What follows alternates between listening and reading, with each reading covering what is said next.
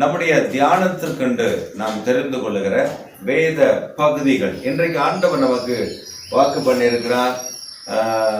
ஆண்டவர் அந்த ஆகாய 2:23 சொல்லும் பொழுது உன்னை முத்திரை மோதிரமாக வைப்பேன் என்று கர்த்தர் சொல்லுகிறார். ஆண்டவர் நம்மை முத்திரை மோதிரமாக வைப்பேன் என்று ஆண்டவர் வாக்கு பண்ணியிருக்கிறார். இந்த முத்திரை மோதிரமாய் மாறுவதற்கு நாம் என்ன செய்ய வேண்டும்? மோதிரம் நம்ம கையில ஏறணும் அப்படின்னா நான் என்ன செய்யணும்? ஆமென். சும்மா எல்லாருக்கும் முத்திரை மோதிரத்தை கொடுத்து வேடிக்கை பார்க்க மாட்டார். நீங்க போய் கடையில போய் உங்ககிட்ட பணம் இருந்துச்சுன்னா ஒரு 50,000 கொடுத்து வாங்கலாம். உங்ககிட்ட பணம் கொஞ்சம் அதிகமா கூடுதலா இருந்துச்சுன்னா ஒரு வைரக்கல் வச்சு ஒரு முத்திரை மோதிரம் வாங்கி போட்டுக்கலாம். உங்ககிட்ட இன்னும் பணம் அதிகமா இருந்துச்சுன்னா இன்னும் நல்ல வைரக்கல்லா பார்த்து பிளாட்டினத்துல நீங்க ஒரு முத்திரக்கல் வச்சு நீங்க மோதிரம் வாங்கி போட்டுக்கலாம். அதை ஆண்டவன் சொல்லல. நம்ம கையில தேவன் தரக்கூடிய அதிகாரம் வர வேண்டும் என்றால் நம்மை எந்த பாதையில நடத்தி எப்படியெல்லாம் கொண்டு போய் அந்த மோதிரத்தை கிடைக்க செய்வார் என்பதைத்தான் இந்த நாளில் நாம் பார்க்க போகிறோம். ஏதோ ஒரு முத்திரை மோதிரத்தை வாக்கு பண்ணிவிட்டால் அந்த முத்திரை மோதிரம் நம்ம பாக்கெட்ல ஆண்டவர் வச்சு இந்தப்பா எடுத்து கையில மாட்டிக்கன்னு சொல்லுவதற்காக ஆண்டவர் நமக்கு தரவில்லை.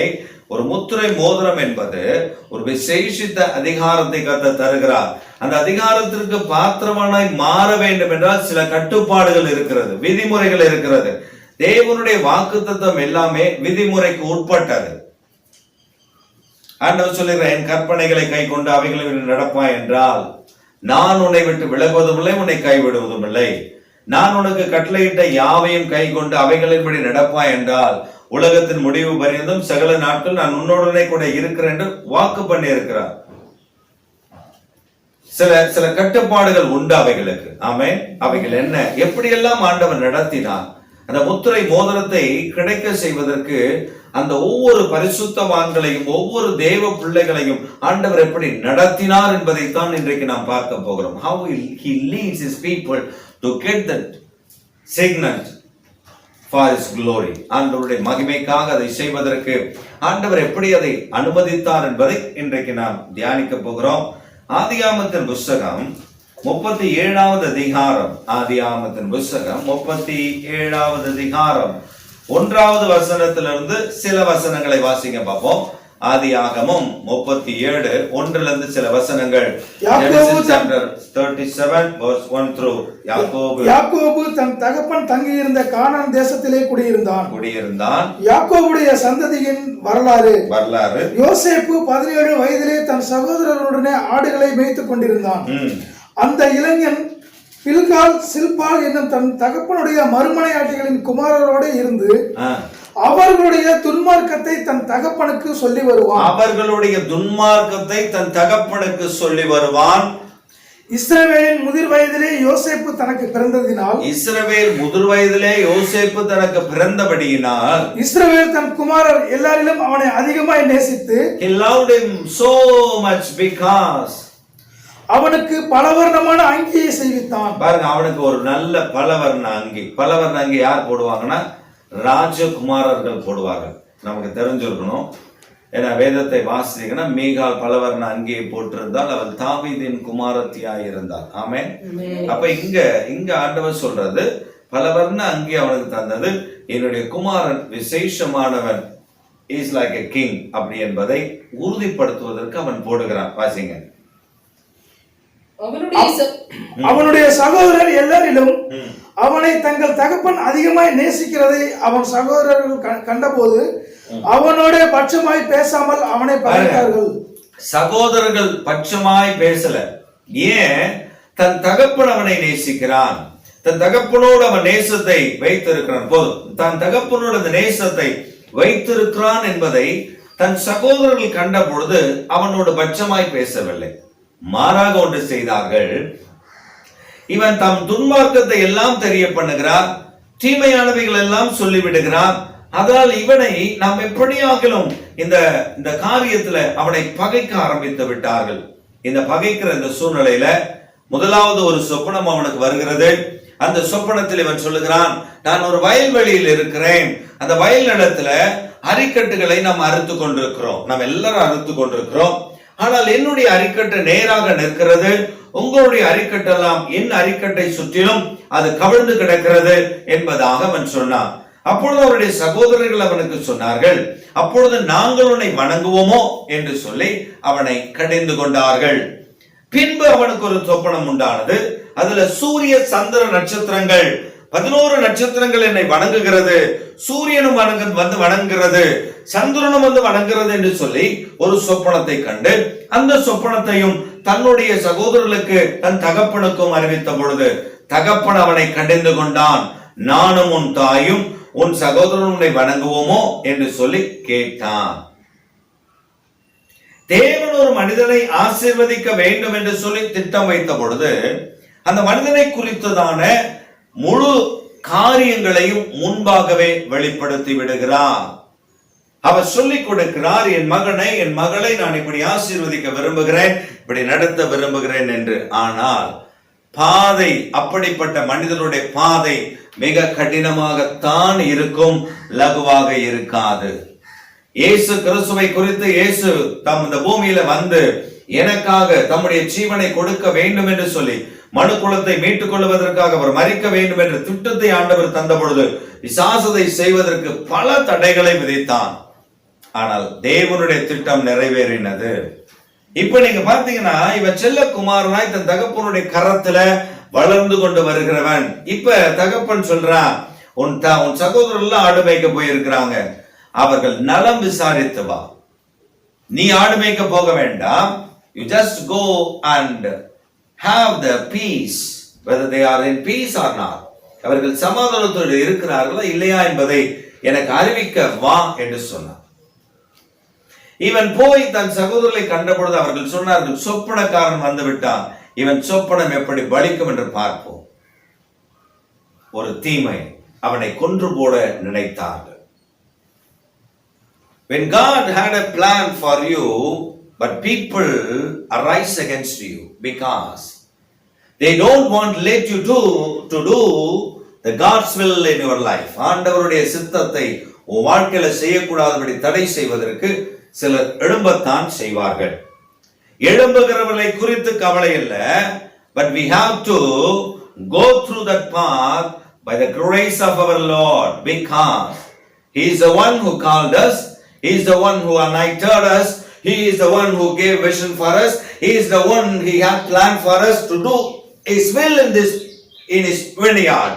So no one can against us, but somebody arise against us to stop the will of God, but God doesn't allow them to do that thing. நம்மை தடுப்பதற்கு எழும்புவார்கள், ஆனால் அவர்கள் செய்கிற காரியம் வாய்க்காது. ஏன் தெரியுமா? இங்க ஆண்டவர் யோசேப்புக்கு சொல்கிறார், யோசேப்பை விசாரிப்பதற்காக தன் சகோதரர்களே, வேற யாரும் எழும்பல, சகோதரர்களே அவனுக்கு விரோதமாக எழும்பி அவனை கொன்று போட நினைத்த பொழுது ரூபன் என்று சொல்லுகிறவன் மாத்திரம் அவனை காப்பாற்ற நினைத்தான். ஆனால் யூதாவோ அவனை விற்றுவிட நினைத்தான். அதிலே ஒரு நோக்கம் உண்டு. விசாரிக்க சென்றவன் பலவர்ண அங்கியை உடுத்திருந்தவன் இப்பொழுது பலவர்ண அங்கி உருவப்பட்டது.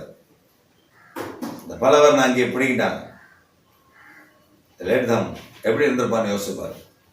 யோசேப்போடைய நிலைமை எப்படி இருந்தது பாரு. வஸ்திரம் போட்டிருந்த வஸ்திரத்தை உருவிட்டான். உருவிட்டு என்ன நம்ம சொல்றான், வஸ்திரத்தை உருவிட்டோம்டா, வஸ்திரத்தை உருவியாச்சு, நீ என்ன இப்ப அடிமையா போவ, உன்னை என்ன பண்ண போற பாரு, வெட்ட போறோம். ஆனா ரூபன் அவனை தடுக்க நினைத்தான், அவனை குடியிலிருந்து எப்படியாவது தூக்கி விட்டுறணும்னு நினைச்சான். அது நடக்கல. யூதாவும் தன் சகோதரர்களை உட்கார்ந்து சாப்பிட்டு கொண்டிருந்த பொழுது ரொம்ப தூரத்துல வருகிற இஸ்மவேலரை கண்டார்கள். அவர்கள் வியாபாரம் செய்கிறவர்கள். ஆதலால் இஸ்மவேலர் இடத்துல போய் தன் சகோதரனை விற்பதற்கு பேசுகிறார்கள். அவனை விற்றும் விட்டார்கள். தேவன் கொடுத்த சொப்பனம் எங்க? தேவன் கொடுத்த தரிசனம் எங்க? He lost every vision and plan that God had for him. He think that, அவன் நினைத்தான் நான் இழந்து விட்டேன் என்று நினைத்தான். But God doesn't leave him alone. நீங்க வேதத்துல வாசி பார்த்தீங்கன்னா எனக்கு ரொம்ப பிடித்த காரியம். அதுல நீங்க பாத்தீங்கன்னா 36வது வசனம் வாசிங்க. 37 36. அந்த மீதியானியர் யோசேப்பை எகிப்திலே பார்வோனின் பிரதானியும் தலையாரிகளுக்கு அதிபதியுமாகிய போத்திபார் என்பவனிடத்தில் விற்றார்கள். இப்ப என்ன பண்ணிட்டாங்க? போர்த்தேபார் என்ற வேலைக்காரனிடத்துல, போர்த்தேபார் என்ற அதிகாரியிடத்துல இவனை அடிமையாக கொண்டு போய் விற்று விட்டார்கள். இப்ப 39ஆம் அதிகாரத்துக்கு வாங்க. முதல் 2 வசனத்தை வாசி. 39 முதல் 2 வசனம். யோசேப்பு எகிப்துக்கு கொண்டு போகப்பட்டான். பார்வோனுடைய பிரதானியும் தலையாரிகளுக்கு அதிபதியுமாகிய போத்திபார் என்னும் எகிப்து தேசத்தான் அவனை அவ்விடத்திற்கு கொண்டு வந்த இஸ்மவேலரிடத்தில் விலைக்கு வாங்கினான். கர்த்தர் யோசேப்போட இருந்தார். போதும். ஆண்டவர் சொல்றாரு, என்ன சொல்றாரு? இவன் போத்திபார் இடத்துல விற்கப்பட்டு விட்டான். So he lost each and every vision. தேவன் அவனுக்கு தந்த தரிசனங்களை எல்லாம் இழந்து விட்டோமோ என்கிற நிலைமைக்கு வந்து விட்டான். தன் சொந்த சகோதரர்களை எழுப்பினார்கள். அதனாலதான் ஆண்டவர் சொன்ன, உன் வீட்டார் தான் உனக்கு சத்துரு சொல்லியிருக்காருல்ல, உன் வீட்டார் தான் சத்துரு. அவர்கள் தான் எழும்புவார்கள். அவர்கள் எழுப்பின பொழுது என்ன நடந்தது? அவர்கள் எழுப்பின பொழுது எந்த காரியம் சம்பவித்தது? அவர்கள் எழுப்பின பொழுது எப்படிப்பட்ட காரியத்தை கர்த்தர் அனுமதித்திருந்தார்? யோசேப்புடைய வாழ்க்கையில நீங்க திரும்ப பாத்தீங்கன்னா எனக்கு பெரிய ஆச்சரியம். கர்த்தர் யோசேப்போடு கூட கர்த்தர் இருந்தார். wherever he goes, he let him not free. God is with him wherever he goes. நீங்களும் நானும் தேவனை பின்பற்றி ஆண்டவருடைய சமூகத்தில் நடந்து வரும்பொழுது நாம் எந்த இடத்துல இருந்தாலும் அவர் நம்மோடு கூட இருப்பார். No man can not destroy our vision and plan that God had for us. ஆண்டவர் நமக்கு வைத்திருக்கிற திட்டத்தையும் தரிசனத்தையும் கொடுத்து நம்ம யாரும் விலக்கிவிட முடியாது. ஆமென். நீங்க நல்லா எழுதி வச்சுக்கோங்க. உங்களை குறித்த ஆண்டவர் வைத்திருக்கிற திட்டங்களும், ஆண்டவர் உங்களை வைத்து கொண்டிருக்கிற தீர்மானங்களும், ஆண்டவர் உங்களை கொண்டு வைத்திருக்கிற நோக்கத்தை ஒரு மனிதனும் ஒரு பொழுதும் தடை செய்துவிட முடியாது. எழும்புவாங்க. எழும்புகிறத குறித்து நீங்க பயப்படக்கூடாது. When they arise against you, don't fear. Don't be afraid, because God is with you. தேவன் உங்களோடு கூட இருக்கிறார். ஆமென். வேலை தலங்களை எழும்புவாங்க, போகிற இடத்துல எழும்புவாங்க, நீங்க எங்க இருக்கிறீங்களோ அங்க எழும்புவாங்க. You should not fear about that person. ஏன்? என்னை கொண்டு வந்து வைத்ததுக்கு ஒரு நோக்கம் உண்டு, என்னை வேலையில வைத்ததுக்கு ஒரு நோக்கம் உண்டு, என்னை வீட்டுல வைத்ததுக்கு ஒரு நோக்கம் உண்டு, என்னை சபையில வைத்ததுக்கு ஒரு நோக்கம் உண்டு. என்னை கொண்டு நீ செய்ய வேண்டிய நோக்கம் தடைபடாது. ஆமென். அதுதான் யோபு சொல்லும்போது சொல்றான், 42வது யோபு 42வது அதிகாரம் 2வது வசனத்துல, தேவரே சகலத்தையும் செய்ய வல்லவர், நீ செய்ய நினைத்தது ஒன்றும் தடைபடாது என்று அறிந்திருக்கிறேன். நான் அறிந்திருக்கிறேன், நீர் ஒன்றும் தடைபட விட மாட்டீர். ஆமென். உங்க வாழ்க்கையில என் வாழ்க்கையில நடக்கிற நன்மைகள் எல்லாம் கர்த்தர் அறிந்திருக்கிறார். எல்லாவற்றையும் கர்த்தர் பார்க்கிறார். ஆமென். எல்லாவற்றை குறித்து ஆண்டவர் கிருபை உள்ளவராக இருக்கிறார். நாம தான் சில நேரத்துல நடக்கிற சூழ்நிலைகள், நடக்கிற காரியங்களை பார்த்து சோர்ந்து போயிடும். நம்ம சோர்ந்து போகவே கூடாது. ஏன்னா நம்ம கூட இருக்கிற தேவன் வெற்றி சிறக்கப்படுகிறார். இப்ப யோசேப்பை கொண்டு போயிட்டு, யோசேப்புக்கு இப்போ ஒரு காரியம் அங்க சம்பவிக்கிறது. என்ன சம்பவிக்கிறது? போத்தேபார் வீட்டுக்கு போனார். போத்தேபார் வீட்டுல இவனுக்கு கிடைக்கிறத பாருங்க. கர்த்தர் இவனோடு கூட இருந்ததுனால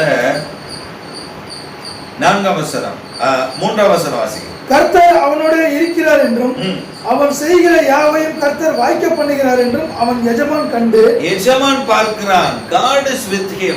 Some power had that some power he had with him. Some power God who was standing beside him. ஆதலால் அவன் கூட ஒருவர் இருக்கிறார். எந்த தேவன் ஒருவர் இருக்கிறார். ஆதலால் இவன் செய்கிற எல்லாமே வாய்க்கிறது. சோ இந்த எகிப்துல தலையாரிகளுக்கெல்லாம் தலைவன் அப்படின்னா இவர் ஒரு பெரிய அந்தஸ்துல உள்ள மனிதன். இந்த மனிதனோட வீட்டுல வேலைக்காரன் வந்திருக்கிறான். அந்த மனிதனோட வீட்டுல ஏகப்பட்ட வேலைக்காரர்கள் இருக்கிறார்கள், வேலைக்காரிகள் இருக்கிறார்கள். அந்த மனிதனோட நிறைய நன்மைகள் இருக்கிறது. இதுக்கு எல்லாவற்றுக்கும் அதிபதியாக இப்பொழுது யோசேப்பை இவன் ஏற்படுத்துகிறான். ஒருவேளை நீங்களும் நானும் தேவனுடைய ஊழியத்துல, தேவனுடைய திட்டத்துல, தேவனுடைய காரியத்துல, தேவனுடைய பணியில நாம் இருக்கும் பொழுது, தேவன் நம்மை கொண்டு செய்ய வேண்டிய காரியத்தை தேவன் செய்ய விரும்பி அதை நடப்பிக்க வேண்டும் என்று ஆண்டவர் விரும்பும் பொழுது, சத்ரு என்ன பண்ணுவான் தெரியுமா? தேவன் கொடுக்க போகிற ஆசீர்வாதத்திற்கு இணையை போல ஒரு குருட்டாட்டமான ஒரு ஆசீர்வாதத்தை நமக்கு காண்பித்து அதிலே நம்மை பிடித்து வைக்க விரும்புவான், அதிலே நம்மை கட்டி வைக்க விரும்புவான். நீங்களும் நானும் ஜாக்கிரதையா இருக்கணும். ஆண்டவர் நமக்கு நல்ல நன்மையானவைகளை வைத்திருக்கும் பொழுது ஒரு நன்மையை போல ஒரு டூப்ளிகேட்டை கொண்டு வந்து நமக்கு காண்பாய். இதான்பா சந்தோஷமாயிரும். யோசேப்பு அதுல மகிழ்ந்து இருந்தான், அதுல சந்தோஷமா இருந்தான். ஆனால் ஆண்டவர் பார்த்தா இவனை கொண்டு நான் செய்ய வேண்டிய காரியம் பெரியது. Not for a least thing. நான் ஒரு சின்ன காரியத்துக்காக நான் தெரிந்து கொள்ளவில்லை. I had a big plan for him. ஆண்டவராகிய நான் அவனுக்கு ஒரு பெரிய திட்டத்தை வைத்திருக்கிறேன். இவனும் யோசேப்பு வீட்டுல, யோசேப்பு போத்திபார் வீட்டுல கர்த்தர் இவனை கொண்டு ஆசீர்வதிக்கிறார். இவனை அவனுடைய பொருட்களுக்கெல்லாம் அவனுடைய காரியத்திற்கெல்லாம் எஜமானாக காரியக்காரனாக வைத்து விட்டான் என்று சொல்லி அடிமை என்கிற ஸ்தானத்திலிருந்து ஒரு அதிகாரி என்ற நிலைமையில அவன் வீட்டுல உலாவுகிறதுனால கொஞ்சம் நம்ம ஆளுக்கு திமிரு பிடிச்சிருச்சு. கொஞ்சம் நம்ம ஆளுக்கு அப்படியே கெத்தாயிட்டான். தேவன் வைத்திருக்கிற திட்டத்தை மறந்து போனான். தேவன் வைத்திருக்கிற திட்டத்திற்கு நேராக அவனுடைய இருதயம் திருப்பப்படாமல் போனது. இந்த காரியத்திலே இவன் சந்தோஷமடைய ஆரம்பித்தான். பாருங்க, அவன் சொல்ற வார்த்தையை கேளுங்க. 8ஆம் வசனம். அவனோ தன் எஜமானுடைய மனைவியின் சொல்லுக்கு இணங்காமல் அவளை நோக்கி இதோ வீட்டிலே என்னிடத்தில் இருக்கிறவைகளில் யாதொன்றை குறித்தும், பாருங்க கவனமா கேளுங்க, வீட்டில இருக்கிற யாதொன்றை குறித்தும் என் ஆண்டவன் விசாரியாமல் தமக்கு உண்டான எல்லாவற்றையும் என் கையில் ஒப்பித்திருக்கிறார். தமக்கு உண்டான எல்லாவற்றையும் என் கையில கொடுத்திருக்கிறார். நான் யார் தெரியுமில்ல? அவன் சொல்றான், எங்க போய் போத்தேபார் மனைவி கிட்ட சொல்றான், நான் யார் தெரியுமில்ல? கர்த்தர் என் கூட இருக்கிறார்ன்றத சொல்ல. இவன் சொல்றான், உன் வீட்டுக்காரன் எல்லாத்தையும் என்கிட்ட கொடுத்திருக்கிறான்.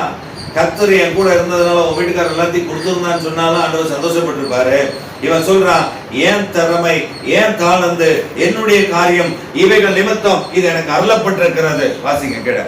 இந்த வீட்டிலே என்னிலும் பெரியவன் இல்லை. நீ அவருடைய மனைவியாய் இருக்கிறபடியால் உன்னை தவிர வேறொன்றையும் அவர் எனக்கு விலைக்கு வைக்கவில்லை. நீ உன்னை மட்டும் விலைக்கு வச்சிருக்காரு. அவர் கொண்டாடி நீ இல்லைன்னா உன்னைய எனக்கு கொடுத்துருப்பாரு. இப்ப அவர் கொண்டாடி மட்டும் இல்லாம இருந்ததுன்னா உன்னை என் கையில அடிச்சிருப்பாரு. நீ ஒண்ணு மட்டும்தான் எனக்கு விளக்கமா இருக்கிற இந்த வீட்டுல, நான் யாரும் தெரியுமில்ல அப்படின்னு சொல்லி தான் காலரை தூக்கி விட்ட உடனே கர்த்தர் பார்த்தாரு, உன் காலரை எங்கேயும் முறிக்கிறேன்டா, நான் உனக்கு வைத்திருக்கிற திட்டம் வேற. அந்த திட்டத்துக்கு நேராக நீ போகாமல் உன் வழி, இந்த வழியில இதிலே நீ சம்பூர்ணமா இருந்துடலாம்னு நினைக்கிறியே, அது தவறு. நான் உனக்காக வைத்திருக்கிற திட்டம் பெரியது. So we should realize why God chosen you and me. ஏன் ஆண்டவர் உங்களை என்னை தெரிந்து கொண்டார் என்பதை நீங்கள் புரிந்து கொள்ள வேண்டும். உலகத்தில் இருக்கிற மக்களை போல மற்றவர்களை போல அறிவில்லாமல் துக்கிக்க நமக்கு மனதில்லை. ஆண்டவர் சொல்றார், உனக்கு அப்படிப்பட்ட நீ இருப்பதற்கு நான் விரும்பவில்லை. You should be a brilliant person before me. You should know what are the plan that I had for you. I revealed everything to you. You forget everything what I taught to you. நான் உனக்கு என்ன சொல்லிக் கொடுத்தேனோ அவைகளை நீ மறந்து விட்டான். Now I want to remember everything. நான் உனக்கு மீண்டும் அதை ஞாபகப்படுத்த விரும்புகிறேன். இந்த யோசேப்பு போத்திபார் மனைவிக்கு ஒத்து போயிருந்தால் வைராக்கியமா இருந்த அந்த காரியத்தில் அவன் ஒத்து போயிருந்தால் அவன் போத்திபார் வீட்டை விட்டு வெளியே வந்திருக்க மாட்டான். கர்த்தர் அவனோடு கூட இருந்ததுனால, கர்த்தர் அவனை கொண்டு வைத்திருக்கிற திட்டத்துக்கு நேராக அவனை வைத்திருந்ததுனால, தேவனுக்கு அவன் பயந்ததினால, கர்த்தர் அவனை பயந்து இருந்தபடினால் ஆண்டவர் அவனுக்கு நன்மையானதை செய்ய ஆரம்பித்தார். ஆமென். இப்ப அவளுக்கு ஒத்து போகாததுனால அவள் இவனை பிடித்து இழுத்து வஸ்திரத்தை விட்டுட்டு வெளியே ஓடிட்ட பொழுது விசாரணை உண்டாங்க. நீங்க வேதத்துல 39:14-23 வரல வாசிச்சு பாத்தீங்கன்னா அங்க சொல்லப்படுது, அங்க ஒரு பெரிய விசாரணை கமிஷன் நடக்குது. ஒரு பெரிய விசாரணை கமிஷனை வச்சு அவனை என்ன செய்யறாங்க அப்படின்னா 20வது வசனத்தை வாசிங்க. யோசேப்பின் எஜமான் அவனை நோக்கி ராஜாவின் கட்டளையால் அவனை பிடித்து ராஜாவின் கட்டளையினால் காவலில் வைக்கப்பட்டவர்கள் இருக்கும் சிறைச்சாலையிலே அவனை ஒப்புவித்தான். அந்த சிறைச்சாலையில் அவன் இருந்தான். பாருங்க, இப்ப என்ன நடக்குதுன்னா, இவன் நினைச்சிட்டான் அடிமையாய் வந்தோம், சகோதரருடைய கரத்துல மாட்டி அடிமையாய் வந்தோம், அந்த அடிமையாய் வந்ததை ஒருவன் வாங்கி கொண்டான். Now I am living a sophisticated life that what I want. நான் அடிமையாய் வாழ விரும்பவில்லை. I am not be a slave more, but God blessed me. God gave me a new life, so I am sophisticated in that life. No, there is a purpose in your life. God had a purpose in your life, so that He made you. ஆண்டவர் ஒரு நோக்கம் வைத்திருக்கிறதுனால உன்னை உண்டாக்கி இருக்கிறார், உன்னை உருவாக்கி இருக்கிறார். அந்த நோக்கத்தை மறந்துடுறோம் நிறைய நேரம். ஆமே, நான் தான் பெரியாள்ன்ற மாதிரி, எனக்கு தான் எல்லாம் தெரியுன்ற மாதிரி, நான் தான் உலகத்துல பெரிய கோடீஸ்வரன் சொல்ற மாதிரி, ஒரு நிமிஷத்துல கத்துற எல்லாத்தையும் உருவிடுவார். யோசேப்புக்கு வஸ்திரத்தை உருவின மாதிரி உருவிடுவார்.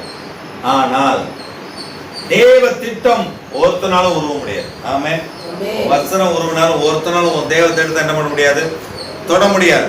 அங்க போத்தேபார் வீட்டுக்கு போனே நான் சொபிஸ்டிகேட்டடா இருக்கேன்னு நினைச்சா கர்த்தர் அவனை அங்கிருந்து கொண்டு போய் சிறைச்சாலையில், அதுவும் சிறைச்சாலையில தண்டிக்கப்பட்டவர்கள் இருக்கிற இடத்துல, எகிப்துல இருக்கிற சிறையெல்லாம் எப்படி இருக்கும்னு நினைக்கிறீங்க?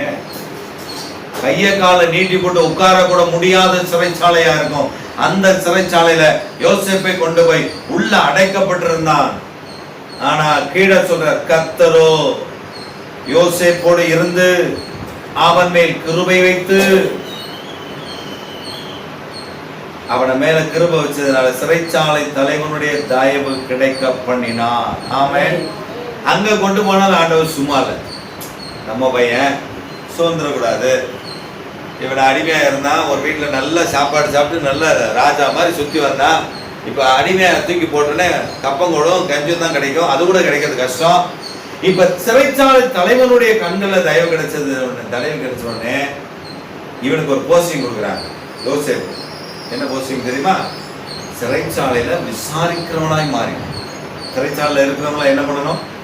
விசாரிக்கிறவங்கள. எப்படிப்பட்ட விசாரிக்கிறவர்களாய்?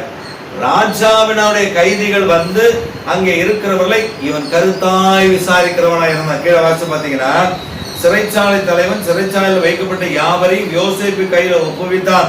அங்கே அவர்கள் செய்வதில்லாவற்றை யோசேப்பு செய்வித்தான். ஆமென். இப்ப யோசேப்பு இந்த சிறைச்சாலை தலைவனுடைய கண்களை தயவு கிடைக்க பண்ணி, இப்ப சிறைச்சாலை தலைவனுடைய கண்களை தயவு கிடைச்சதுனால அவன் வேலையெல்லாம் இவன் பார்க்க, விசாரணைக்கிறது, ஒரு காரியத்தை செய்கிறது, எல்லாவற்றையும் இவன் பார்க்கிறான். ஆனால் இவன் விடுதலை பெறவில்லை. நல்ல ஞாபகம், விடுதலை பெறல. கீழே பாத்தீங்கன்னா, கீழே வாசிங்கன்னா அங்க சொல்லப்பட்டிருக்கிறது, கர்த்தர் அவனோடு இருந்தபடியினால் அவன் எதை செய்தானோ அதை கர்த்தர் வாய்க்க பண்ணினபடியினால் அவன் வாசமாயிருந்த யாதொன்றை குறித்தும் சிறைச்சாலை தலைவன் விசாரிக்கவில்லை. அல்லேலூயா. That is God. When God with you, தேவன் நம்மோடு கூட இருந்தால், கர்த்தர் இந்த வருஷத்துல சொல்லி இருக்கிறார், I will be with thee. நான் உன் கூட இருப்பேன். ஆமென். நான் உன் கூட இருக்க போகிறேன். உன் தேவனாய் இருக்கிற கர்த்தராகிய நான் உன் கூட இருக்க போகிறேன். அல்லேலூயா. When he stand with us, you will see the difference between God and we.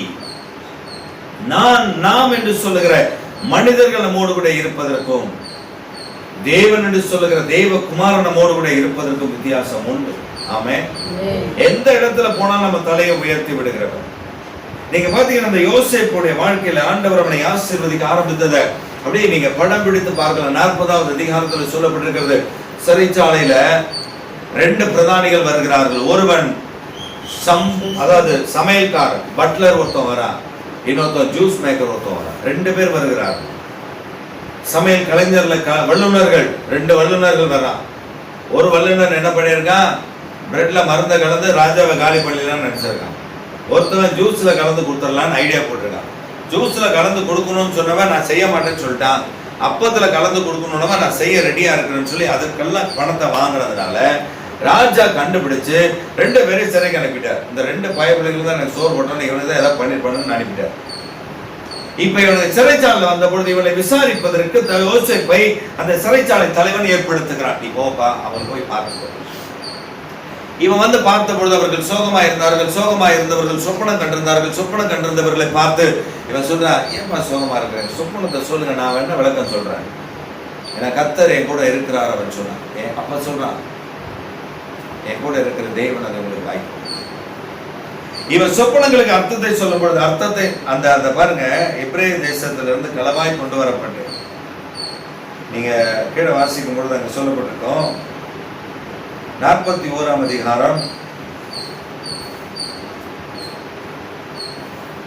8வது வசனம் வாசிங்க. காலமே பார்வோனுடைய மனம் கலங்கி கொண்டிருந்தது.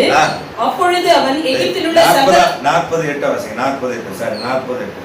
41:8 அப்படிதான் இருக்கும். 48 அப்படி அது மொத்தமா. அதற்கு அவர்கள் சொப்பனம் கண்டோம், அதற்கு அர்த்தம் சொல்லுகிறவன் ஒருவனும் இல்லை என்றார்கள். அதற்கு யோசேப்பு, சொப்பனத்துக்கு அர்த்தம் சொல்லுகிறது தேவனுக்குரியது அல்லவா? சொப்பனத்துக்கு அர்த்தம் சொல்லுகிறது தேவனுக்குரியது அல்லவா? அவைகளை என்னிடத்தில் சொல்லுங்கள் என்றான். அவைகளை என்னிடத்தில் சொல்லுங்கள், ஏன்னா என் கூட தேவன் இருக்கிறார், அவர் உங்களுக்கு விளக்கம் சொல்லுவார். ஆமென். இப்ப அவன் முதல் சொப்பனம் சொன்னா அதுக்கு அர்த்தம் நல்லா இருந்துச்சு. ரெண்டாவது உள்ளவன் நானும் இப்படி ஒரு சொப்பனம் பார்த்தப்பன்னு சொன்னா அந்த அர்த்தமும் நல்லா இருந்துச்சு.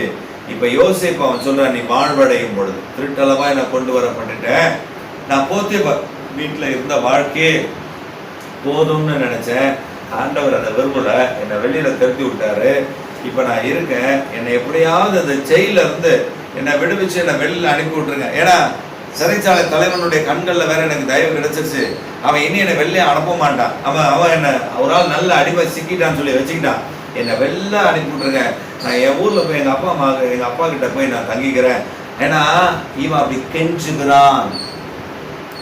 ஆண்டவர் கெஞ்சுவதற்காக அவனை அழைத்து வந்தா, கெஞ்சுவதற்காக அவனை சொப்பனம் தந்தா, கெஞ்சுவதற்காக ஆண்டவர் அவனை நிலைத்திருந்தா, தேவனுடைய திட்டம் என்பதை அவனுக்கு தெரியாமல் என்னை காப்பாற்றிவிடும் என்று கெஞ்சினான். ஆனால் தேவனுடைய திட்டத்தின்படி எல்லாம் நடக்கிறது என்பதை அவன் மறந்து போனான். He forgot each and every situation he passed over. அவன் கடந்து வந்தவைகளை மறந்து போனான். நான் இப்ப சொல்றான், வாழ்வடையும் பொழுது என்னை கைப்பிடிச்சு கொண்டு போய் வெளில நான் ஓடி போயிடுறேன். இந்த சம்பவம் நடந்த 2 ஆண்டுகளுக்கு பின்பு பார்வோனுடைய இருதயத்தில் ஒரு சொப்பனம் தோன்றுகிறது. அது ரெட்டிப்பாய் தோன்றுகிறது. 2 சொப்பனங்கள் அவனுக்கு கிடைக்கிறது. இந்த 2 சொப்பனங்கள் நிமித்தம் காலமே, அங்க 8வது வசனத்துல 41:8 வாசிங்க, அவன் காலமே பார்வோனுடைய இருதயம் கலங்கி கொண்டிருந்தது. He trembled with something, he feared more. அவன் என்ன செய்வதே தெரியல, அவன் என்ன பண்றதுன்னு தெரியல, தவிக்கிறான், வேதனைப்படுகிறான், கலங்குகிறான், கண்ணீர் வடிக்கிறான், அவனுக்கு என்ன செய்வதென்று தெரியவில்லை. அந்த சூழ்நிலையில், அப்படிப்பட்ட நிலையில் இந்த பானபாத்திரக்காரன் யோசேப்பை குறித்து பார்வோன் இடத்துல சொல்கிறான், ஐயா நான் மறந்து போனேன், I forgot something when I was in the jail, so I remembered when I had a dream in my life. I need some explanation about that thing. I didn't get it, but a person there, a slave is there who had his God with him, so he revealed the dream and he explained the dream to me. What he says that happened in my life. அவன் என்ன சொன்னான் அது என் வாழ்க்கையில் நடந்தது. ஆமென். இன்றைக்கு தேவன் நமக்கு சொல்லுகிறது இதுதான். தேவன் நம்மோடு கூட இருந்து நமக்கு சொன்னதை ஒரு காலமும் ஒரு பொழுதும் கர்த்தர் மாற்றி விட மாட்டார். ஆமென். நம்ம கூட இருந்து நடத்துகிறது. யோசேப்பு அப்படி சொன்ன உடனே பார்வோன் சொல்றான், அவனை கூட்டு வாப்பா. இப்ப அவனை கூட்டு வரான். 32வது வசனம் வாசிங்க. 41:32. இந்த காரியம் தேவனால் நிச்சயிக்கப்பட்டிருக்கிறது என்று தேவன் இதை சீக்கிரத்தில் செய்வார் என்பதையும் குறிக்கும் பொருட்டு இந்த சொப்பனம் பார்வோனுக்கு இரட்டித்தது. இந்த சொப்பனம் பார்வோனுக்கு எப்படி வந்துச்சா? டபுள் டைம் வந்துச்சு. இந்த சொப்பனம் 2 மடங்கு வந்துச்சு. இந்த சொப்பனம் 2 மடங்கு வந்ததுனால அந்த சொப்பனம் நிறைவேறி தீரப் போகிறது என்பதை கர்த்தர் இந்த யோசேப்புக்கு விளங்க பண்ணி அதை பார்வோன் இடத்துல சொல்லுகிறார். இவன் பார்வோன் இடத்துல இந்த சொப்பனத்தை குறித்து இவன் சொல்லுகிறான். இதை கேட்ட பார்வோன் இந்த சொப்பனத்தினுடைய அர்த்தத்தையும் விளக்கத்தையும் இந்த பார்வோனிடத்திலிருந்து இவன் யோசேப்பிடத்திலிருந்து சொல்லப்பட்டதை பார்வோன் கேள்விப்பட்டு இந்த பார்வோன் அதை பெற்று கொண்டான், ஏற்றுக்கொண்டான், இருதயத்துல வைத்துக் கொண்டான். இப்ப இருதயத்துல இருக்கு இந்த சம்பவம். எங்க இருக்கு? இருதயத்துல இருக்கு. இந்த சம்பவத்தை இருதயத்துல வச்சுக்கிட்டான். சொல்றான், யார் அதை நிறைவேற்ற முடியும்? உன்னை போல ஒரு நல்ல தேவ மனிதன் அதை நிறைவேற்ற முடியும். ஆமே. அதனால நான் உனக்கு என்ன பண்ண போறேன் இப்ப அப்படின்னா, உன்னை சாதாரணமா வைக்கல, என் அதிகாரத்தை உனக்கு தருகிறேன். ஆமே. இதுவரை சிறைச்சாலையில, இதுவரையில போத்திபார் வீட்டுல, இதுவரை அடிமையாக இருந்த அவனுடைய வாழ்க்கையில கர்த்தர் ஒரு மாற்றத்தை கட்டளையிடுகிறார். ஒரு தேசத்துல தேவன் அவனோடு கூட இருந்ததினால, தேவனுடைய தயவினால, சொப்பனத்துக்கு அர்த்தத்தை சொல்லத்தக்கதான திறமை அவனுக்கு தந்ததினால சொப்பனத்தை அவன் சொல்லுகிறான். அந்த சொப்பனத்தின் அர்த்தத்தை கேட்டதான இந்த மனிதன், இந்த பார்வோன் தன் மோதிரத்தை கழற்றி 43 வசனத்தை வாசிங்க சீக்கிரம். மேலும் பார்வோன் யோசேப்புக்கு தன்னுடைய இரண்டாம் ரதத்தின் மேல் அவனை ஏற்றி 43 வாசிங்க சொன்னார். தன்னுடைய இரண்டாம் ரதத்தின் மேல் அவனை ஏற்றி 42 பார்வோன் தன் கையில் போட்டிருந்த தன் முத்திரை மோதிரத்தை கழற்றி அதை யோசேப்பின் கையிலே போட்டு, யார்கிட்ட கொடுக்கிறான்? சிறைச்சாலையிலிருந்து கொண்டு வரப்பட்ட ஒரு மனிதனுடைய கரத்துல அத்தனையோ பிரதானிகள் இருக்கிறார்கள், எத்தனையோ பெரிய மனிதர்கள் இருக்கிறார்கள். அவர்களுக்கெல்லாம் அவன் கொடுக்கவில்லை. தேவன் நம்மோடு கூட இருக்கும் பொழுது, தேவ பலத்தினால, தேவனுடைய கிருபையினால, தேவனுடைய அபிஷேகத்தினால ஆண்டவர் நம்மை வழிநடத்த நம்ம ஒப்பு கொடுத்திருக்கும் பொழுது அந்த அபிஷேகம் ராஜாவுடைய மோதிரத்தை கடற்றி தன் கரத்துல கொண்டு வந்து போட வைக்கும். ஆண்டவர் அப்படிப்பட்ட அபிஷேகத்தை யோசேப்புக்கு நடப்பித்தார். வாசிங்க. அதை யோசேப்பின் கையிலே போட்டு மெல்லிய வஸ்திரங்களை, இதுவரை அவனுக்கு வஸ்திரம் எப்படி இருந்துச்சுன்னு தெரியாது. இவன் போட்டிருந்த ராஜ வஸ்திரத்தை உருவி கொண்டார்கள், பலவர்ண அங்கே உருவி கொண்டார்கள்.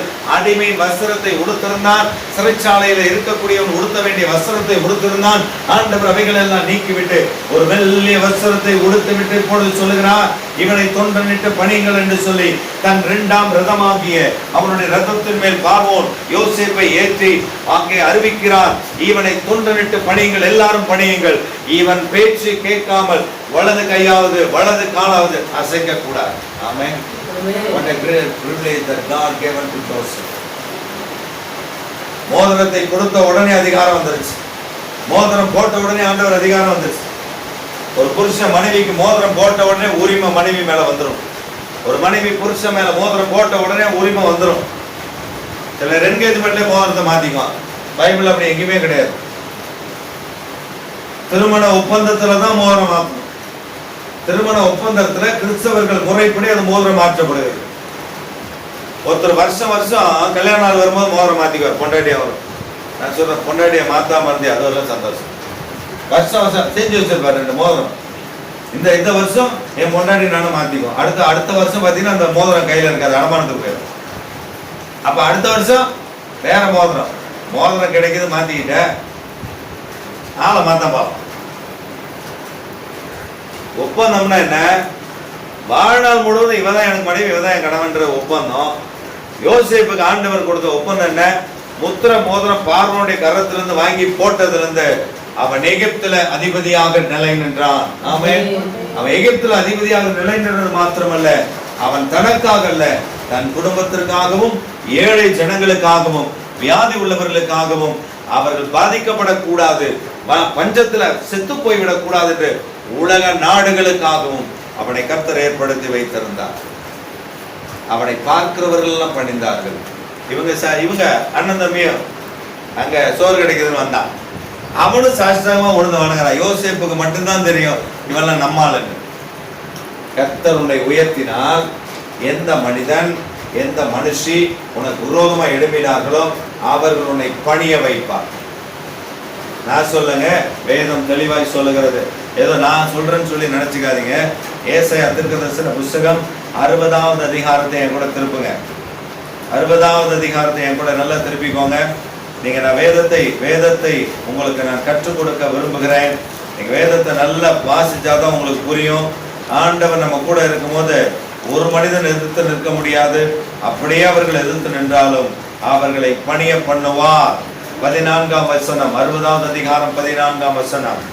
உன்னை ஒடுக்கினவர்களின் பிள்ளைகளும், பாருங்க, உன்னை ஒடுக்கினவர்கள் மட்டுமல்ல, உன்னை ஒடுக்கினவர்கள் பிள்ளைகளும் குனிந்து உன்னிடத்தில் வந்து உன்னை அசட்டை பண்ணின யாவரும் உன் காலடியில் பணிந்து உன்னை கர்த்தருடைய நகரம் என்றும் இஸ்ரவேலுடைய பரிசுத்தரின் சீயோன் என்றும் சொல்லுவார்கள். பாருங்க, ஆண்டவர் சொல்றார், நீ தேவனுடைய பிள்ளை, தேவன் உன்னோடு கூட இருக்கிறார், தேவனுடைய அதிகாரம் உனக்குள்ள இருக்கிறது என்பதை அவர்கள் பிள்ளைகளும் அசட்டை பண்ணுகிறவர்கள் வந்து பணிந்து கொள்ளுவார்கள். That is a privilege that God given to us when God is with us. நீ செய்யற பாவத்தெல்லாம் செஞ்சுட்டு, நீ செய்யற அக்கிரமத்தெல்லாம் செஞ்சுட்டு, நீ செய்யற அநியாயமெல்லாம் செஞ்சுட்டு கர்த்தர் என் கூட இருக்கிறார்னு சொன்னீங்கன்னா கர்த்தர் கூட இருக்க மாட்டார். இந்த வசனத்துக்கு உனக்கு சம்பந்தம் இல்லை. அப்ப ஆனா தேவனுக்கு உண்மையா இருந்து தேவனோ கூட நின்று தேவன் என்னோடு கூட இருக்கிறார் என்று ஆண்டவருடைய சத்தியத்தை அறிந்து அந்த சத்தியத்தின்படி நடக்க உன்னை வாழ ஒப்பு கொடுத்து கர்த்தர் என் கூட இருக்கிறார் சொல்லி நினைத்து உன் போராட்டங்கள் பாடுகள் எல்லாம் கர்த்தர் உன் கூட இருக்கிறார் என்று விசுவாசிப்பா என்றார், அப்போ உன் கூட இருப்பா. அப்போ உன்னை ஒடுக்கினவர்கள் மத்தியில் உன் தலையை உயர்த்துவா. கண்கள் மணி நம்ம சோமனும் எங்கள் சர்வ வல்லமுள்ள தேவனை இந்திய பிதாவே உம்மை துதிக்கிறோம். மனமகிழ்ச்சியான காலை நேரத்திற்காக உமக்கு நன்றி சொல்லுகிறோம். யோசேப்பை உயர்த்தின தேவன் அவனுடைய கரத்துல முத்திரை மோதிரமாக மாற்றி அவனுடைய கரத்துல முத்திரை மோதிரத்தை தந்து அவனை மேன்மைப்படுத்தின கர்த்தர் இன்றைக்கு எங்கள் ஒவ்வொருவரையும் அப்படி ஆசீர்வதிக்க போதுமானவராய் இருப்பதற்காக நாங்கள் உமக்கு நன்றி சொல்லுகிறோம். தேவ கிருபை, தேவ பிரசன்னம், தேவனுடைய மகிமைகளை சூழ்ந்து நிற்கிறபடி நாங்கள் வைத்து துதிக்கிறோம். பரிசுத்த ஆவியானவரே, பரிசுத்தமுள்ள தெய்வமே, நீர் எங்களை ஆசீர்வதித்து அந்த ஒவ்வொரு பிள்ளைகளும் நம்முடைய கரம் நீட்டப்படும் என்று நாங்கள் ஜெபிக்கிறோம். தேவ ஆவியானவர் ஒவ்வொருவரையும் வழி நடத்துவீராக, கிருபை அவர்களை சூழ்ந்து உள்ளவனாக, பரிசுத்த ஆவியானவருடைய வல்லமை பலன் இறங்கி மறுபடி நாங்கள் ஜெபிக்கிறோம். சத்துருடைய சகல வல்லமைகளை முறியடிக்க பரிசுத்த ஆவியானவர் நீர்களை நடத்த வேண்டும் என்று நாங்கள் ஜெபிக்கிறோம். எங்களை தாழ்த்துகிறோம் ஆண்டவரே. மழை காலத்திலேயும் பிள்ளைகள் நேர்படுத்தி வருவதற்கு அனுக்கிரகம் பண்ணினேன். அவர்கள் இந்த மழையெல்லாம் ஆண்டவர்களை சேதப்படுத்தாதபடி நாங்கள் வீடுகளை சுகமாக போய் நாமத்தை பயன்படுத்த இருப்பதால் தாழ்த்தி ஒப்பு கொடுக்கிறோம். இயேசு கிறிஸ்துவின் நாமத்தில் ஜெபிக்கிறோம் எங்கள் ஜீவனுள்ள நல்ல பிதாவே. என் ஆத்மாவே கர்த்தரை ஸ்தோத்திரி, என் குடும்ப கிறிஸ்து நாமத்தை ஸ்தோத்திரி, என் ஆத்மாவே கர்த்தரை ஸ்தோத்திரி, கர்த்தர் செய்த சகல உபகாரங்களை மறவாதே. ஆமென். நம்முடைய கர்த்தராகிய இயேசு கிறிஸ்துவின் கிருபையும் பிதாவாகிய தேவனுடைய அன்பும் பரிசுத்த ஆவியானவருடைய அன்பையும் சமாதானமும் சந்தோஷமும் நம்மோடு வாழ்வு நம்பிக்கை செய்ய போகிற பெரிய காரியங்களோடும் இன்றும் இன்னும் சதாகாலம் நிலைத்திருப்பதாக ஆமென் என்று சொல்லுவோம். அல்லேலூயா, அல்லேலூயா, அல்லேலூயா. எல்லாரும் ஸ்தோத்திரம். ஆண்டவரை ஆசீர்வதிப்பாராக.